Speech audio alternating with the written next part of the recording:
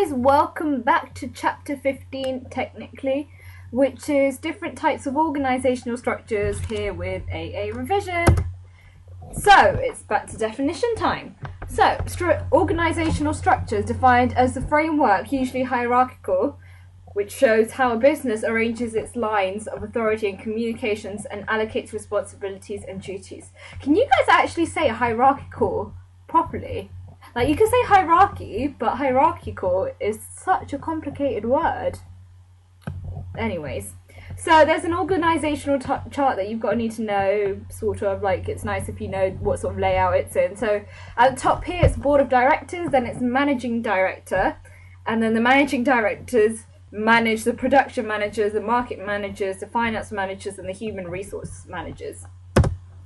So hierarchy organisation. So a hierarchy basically shows the layers of management in an organisation. So a tall hierarchical organisation tends to have many layers, whereas a flat one only has a few. Chain of command is a sequence of authority down which instructions are passed in an organisation. So on the left here, I've sort of drawn weird circles. Imagine the circles are actually people. So the one on the left is tall organisational structure, which is a long chain of command. So if you see, the first person here controls these two control these three control, well, this person controls these two, and this person controls these two, etc. basically. Whereas a flat organisational structure is where one person controls all these people, and these people control all these people, etc., etc., etc., basically. Span of control. I'd like to just point out my pretty diagram, and I thought this was pretty accurate, but it's a bit off-centered, as you can see here. Basically, span of control is defined as the number of subordinates, I can't say that word, subordinates, directly answerable to a manager. So the business might have a policy of restricting the span of control to, say, no more than 10 people, for an example.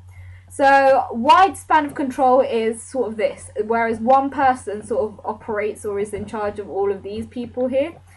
But then narrow span is basically, if my thing actually lets me do this, oh, this might be really messy, guys. So this person sort of operates these two, and then this person operates this two. And then these people operate these people, if that makes any sort of sense to you. So that is narrow span of control. So it's like one person dominating these people, etc., etc. How do you get it back to an arrow? That's how you do it, guys. That's how you use PowerPoints. Woo! Anyways, that's not really the point of this. So this is wide span of control. It's just to show you guys how one person organises or is in control of others. I haven't missed one, right? Okay, no. Tall and flat organisational structures. So delayering means reducing the number of levels in an organisational hierarchy. It usually entitles increasing managers' average span of control, and it reshapes the structure from a tall pyramid to a much flatter shape, basically. Delayering, if you know layering is when you add things on top of each other, etc. Whereas delayering, you're reducing, you're taking away those layers that you've put in place, basically. So there's advantages and disadvantages. As I always do, I'm just going to talk through all of them, but I've just mentioned a few just here.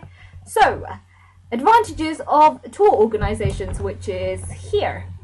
So there's advantages and disadvantages, obviously. Advantages are the narrow span of control means each employee can be closely supervised. There's clearly defined roles and responsibilities. There's clear lines of authority and control. Specialist managers are there, and there's clear promotion paths. Disadvantages of all these is that freedom and responsibility of all the employees is quite restricted. It could be expensive for managers, and they tend to get paid. Well, they get paid more each time they move up a layer. They can be bureaucratic. Decisions making may be as slow as communications pass through each layer in turn. And oh my god, I cannot say this word. Interdepartmental rivalry may cause efficiency. So those were the disadvantages and advantages. For flat organisation, the advantages are better communication between managers and workers, better motivation as workers enjoy more responsibility, and reduced cost with fewer managers. Disadvantages: employees are not strictly controlled, some may actually abuse this, roles and responsibilities may become blurred, and this may actually limit growth. Centralised and decentralisation. So, centralisation means businesses have a centralised structure that keeps all decision making at the top of the hierarchy.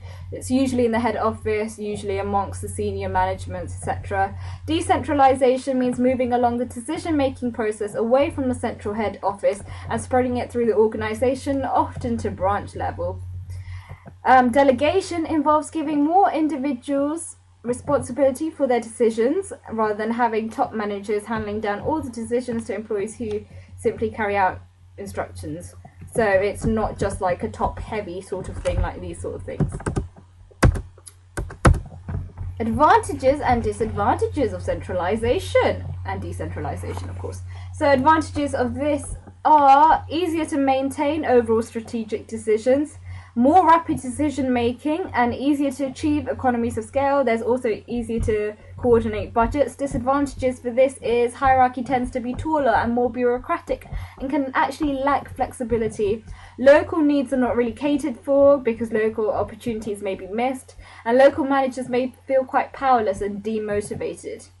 The decentralisation advantages of this is senior managers concentrate on the most important decisions, as the other decisions can be made further down the organisational structure. Empowerment, because decision making is a form of empowerment which can increase the motivation of staff and members. People lower down the chain have a greater understanding of the market and the customers. Disadvantages of decentralisation is that local managers react faster to local changes. The service may lack consistency between branches, difficult to actually coordinate overall strategies, and there's other things about lack of clear accountability if things do go wrong, and economies of scale are less easy to achieve. Woo! So we're done with that little section there. We've only got 3 more, I believe, and then we're done with AS Unit 2. Woo! So good luck, guys, and stay tuned for the next video. Peace!